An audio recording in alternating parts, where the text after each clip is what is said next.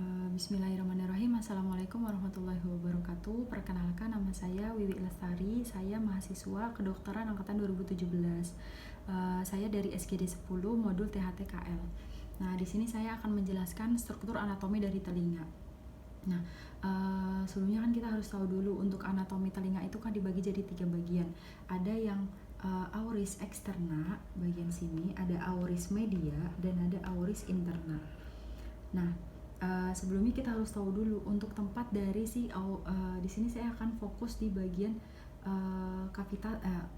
auris medianya. Nah, untuk auris media, sebelumnya kita harus tahu dulu tempatnya tempat dari auris media ini tuh di mana. Nah, untuk tempat dari auris media dia itu di os temporalis pars petrosa. Nah, ini kan ada gambar basis krani kan. Nah, di sini itu di bagian tonjolan sini, di bagian dalamnya dia itu ada auris media dan auris interna. Auris media dan ada auris interna di dalamnya sini. Nah, setelah itu kita langsung masuk ke auris medianya. Di dalam auris media dia itu ada suatu ruangan yang disebut dengan cavitas tympani. Nah, ini tuh dia di dalam auris media, yaitu disebut dengan cavitas tympani. Nah, untuk cavitas tympani sendiri dia itu dibagi dari dua. Ada yang cavitas tympani propria yang mana dia itu dilekati oleh si membran timpani, dan ada recessus epitympanicus yang mana dia itu atau nama lainnya disebut dengan etik. Nah, setelah itu di bagian auris media ini dia akan berhubungan, dia akan nyambung ke belakang, akan berhubungan dengan os mastoid. Nah, dia itu melalui apa? Nah, di sini ada suatu pintu nih, namanya itu dia ada antrum mastoideum, yang mana dia pintu masuk untuk ke os mastoideum, untuk ke os mastoid. Nah, setelah itu perlu kita ketahui juga di sini jadi si cavitas tympani atau ruangan yang di dalam auris media ini dia akan berhubungan nih dengan di sini tuh ada nasofaring. Nah, yang mana dia tuh dihubungkan oleh tuba Eustachii. Nah, fungsi dari si tuba Eustachii ini dia untuk menekan agar tekanan yang ada di cavitas tympani sama dengan yang ada di nasofaring. Nah, tapi beberapa keadaan juga si Eustachii-nya itu terganggu. Misalkan saat kita ada di pesawat, kita kan akan merasakan telinganya itu dia sakit. Nah, dia tuh terjadi karena adanya ketidakseimbangan tekanan yang ada di cavitas tympani dengan nasofaring. Nah, disebabkan karena si tuba Eustachii-nya itu dia mengalami gangguan. Setelah itu kita langsung membahas ke bagian cavitas tympaninya ya. Nah, cavitas tympani ini dia dibagi jadi 6 dinding. Ada yang dinding lateral, dinding medial, superior, inferior, posterior, dan ada anterior yang menutupi. Nah, jadi saya ambil gambar cavitas tympani ini yang bagian dekstra. Nah, ini tuh kita lihat dari anterior, seperti dari depan dipotong dan kita lihat dari depan. Dan ini bagian dekstranya. Nah, dinding yang pertama di sini tuh dia disebut dengan paries membranacea. Paries membranacea ini dia dilekati oleh si membran timpani. Dia itu di bagian lateral, di bagian luar. Kan di sini kan ada auris eksterna, terus dia masuk membran timpani, terus dia di paries membranacea. Nah, setelah itu di bagian seberangnya atau di bagian medialnya, lebih dari medial, dia itu ada paries labirintis. Nah, untuk paries labirintis ini dia yang menghubungkan auris media dengan auris interna lebih dalam lagi. Setelah itu yang ketiga ada bagian superiornya. Di bagian superior ini dia disebut dengan paries segmentalis, yang mana dia itu di bagian atasnya ada basis kranii. Terus di bagian lantai dasarnya atau bagian inferiornya dia itu disebut dengan paries jugularis. Nah, kenapa disebut dengan paries jugularis? Karena kita kembali lagi ke gambar ini. Nah, di sini kan dia ada vena jugularis.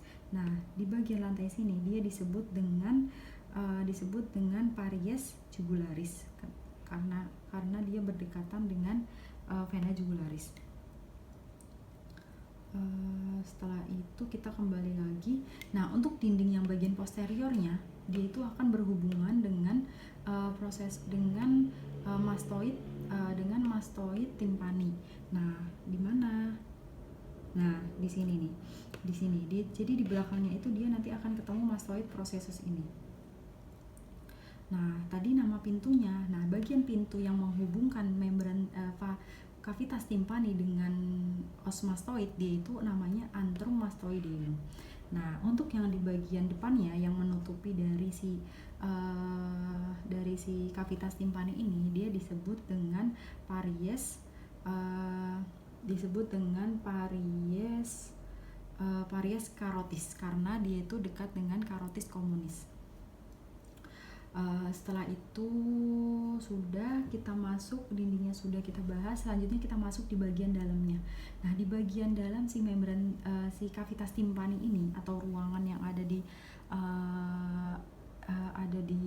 auris media, dia itu ada tiga tulang pendengaran. Kita singkat saja MIS. Yang pertama itu dia malleus, yang kedua itu ada incus sampai sini, dan yang ketiga itu dia ada stapes.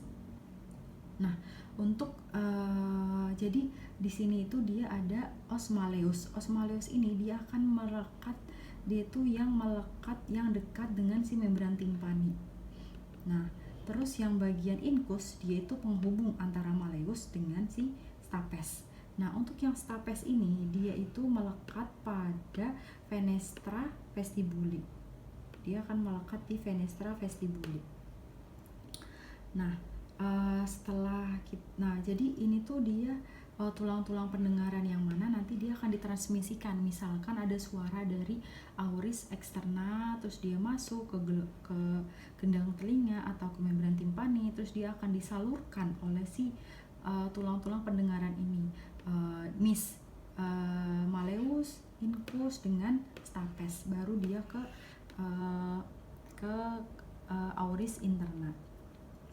Setelah itu kita bahas juga untuk, nah, di dalam kavitas timpani ini dia ada dua otot. Nah, yang pertama itu kita ke gambar ini aja. Nah, di sini tuh dia kan ada otot, ada musculus tensor timpani. Nah, musculus tensor timpani ini dia itu akan melekat di os malleus yang dia dekat dengan si membran timpani. Nah, fungsinya tuh apa sih? Dia tuh fungsinya untuk menekan atau mengontrol gerakan dari si membran timpaninya. Jadi ketika ada suara yang berlebihan, bising yang berlebihan masuk. Nah, ketika ada suara bising yang berlebihan, kan di si membran timpani kan akan berkontraksi, kan akan bergerak. Nah, kalau misalkan tidak ada ototnya ini, dia akan bergerak berlebihan. Nah, fungsi dari si otot tensor timpani ini dia untuk mengontrol gerakan dari si membran timpaninya. Jadi si membran timpaninya tidak akan bergerak berlebihan, sehingga tidak akan terjadi kerusakan.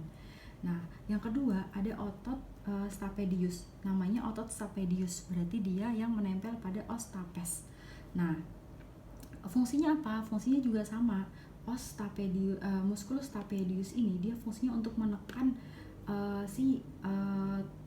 untuk menekan si oval window ini, agar dia itu pergerakannya tidak berlebihan juga, sama fungsinya, agar tidak rusak. Nah, jadi kan untuk transmisi suara kan dia dari auris eksterna, terus dia ke membran timpani, terus dia ke tulang-tulang MIS tadi, ada malleus, incus, terus dia ada stapes, terus dia akan dihantarkan ke fenestra vestibuli, baru dia ke auris interna. Setelah itu nah, ini yang terakhir ada membran timpani. Nah, membran timpani ini membran timpani yang dekstra. Kenapa? Karena kita lihat di sini. Di sini kan dia ada cone of light. Jadi cone of light ini bisa kita jadikan ciri kalau ini tuh di bagian dekstra. Kenapa? Karena dia letaknya ada di antero inferior. Ini anteriornya, ini inferior, ini posterior, dan ini superiornya. Nah, kenapa kita bisa dapatkan adanya si cone of light? Jadi saat pemeriksaan otoskopi pada telinga, saat kita lakukan otoskopi itu kan ada cahaya yang masuk kan. Nah, saat si cahaya itu masuk, dia akan memberikan warna atau memberikan cahaya pantulan kepada si bagian cone of leg ini, dia akan terlihat. Nah, dia itu karena dia letaknya di antero inferior, berarti ini yang di bagian dextranya. Ini bagian anterior, ini inferior, ini posterior, dan ini superior. Nah, setelah itu, nah ini kan ada seperti siluet gini kan, bayangan putih di sini kan. Nah, dia itu disebut dengan os malleus. Os malleus ini dia itu melalui si membran timpani. Dia itu bentuknya cekung. Ya, dia bentuknya cekung. Nah, terus di bagian dasarnya ini, di bagian ujung dari si os malleus ini, dia disebut dengan umbo. Di bagian ujungnya dia itu disebut dengan umbo. Terus untuk membran timpani atau gendang telinga ini, dia itu dibagi jadi dua bagian. Ada bagian yang besar dan ada bagian yang kecil. Nah, untuk bagian yang lebih lebar ini, di sini kan terlihat seperti transparan kan. Akan tetapi untuk di bagian yang lebar ini, dia itu justru bagian yang paling tebal dan paling lebar. Yang mana dia itu biasanya disebut dengan pars tensa. Ini segini besarnya dia pars tensa. Nah, untuk yang bagian superiornya, yang bagian kecil, dia itu tipis dan dia justru lebih transparan.